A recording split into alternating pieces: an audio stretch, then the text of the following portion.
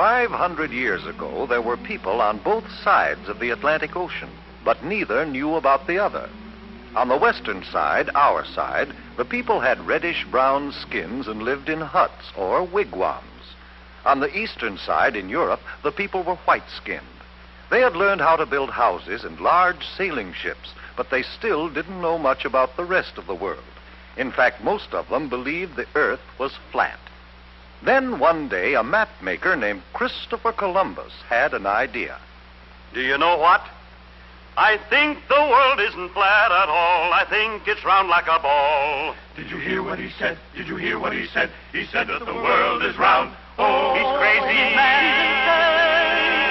I think the world isn't flat at all. I think it's round like a ball. The world's as flat as the brim of your hat, and that is very plain.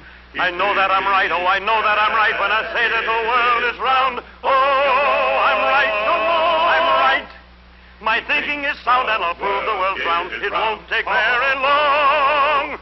But it did take long, 7 long years, before Columbus could convince a king or a queen to let him try out his idea.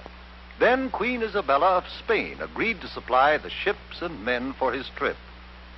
I will discover a shortcut to India and bring back some of the great wealth I find there.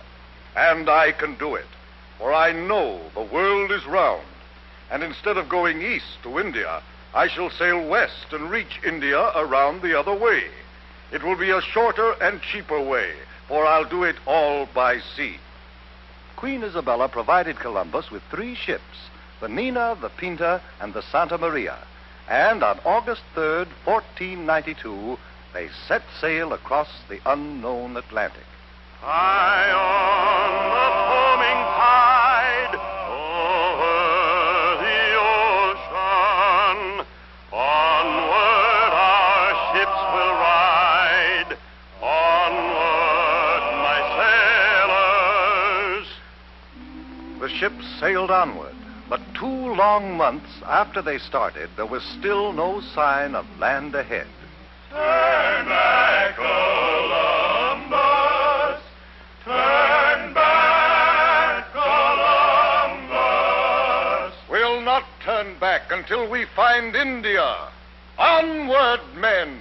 By October 10th, the sailors and the crew were ready to take matters into their own hands. If Columbus won't do as we ask, we'll put him in chains. And we'll turn the ships around ourselves. Wait! Have you heard? One of our men has just seen a branch in the ocean. What of it? It had fresh berries on it. That means we're near land. Hooray! 2 days later, the ships reached land, and Columbus and his crew saw the people with reddish-brown skins who lived there. Oh, I think it is rather surprising that they should have reddish-brown skins. But now since we have landed in India, then these people must be Indians. We'll call this part of India San Salvador, and I take possession of it in the name of the King and Queen of Spain. The people Columbus called Indians were very friendly, and they gave Columbus and his men many gifts, but not the rich jewels and gold for which they had come. For Columbus really wasn't in India at all. He was on one of the islands off the coast of America. But because of Columbus's mistake, the natives of America have been called Indians ever since. Columbus visited other islands near San Salvador, looking for the great wealth of India. And then he and some of his men returned to Spain. Hooray! Hooray for Admiral Christopher Columbus!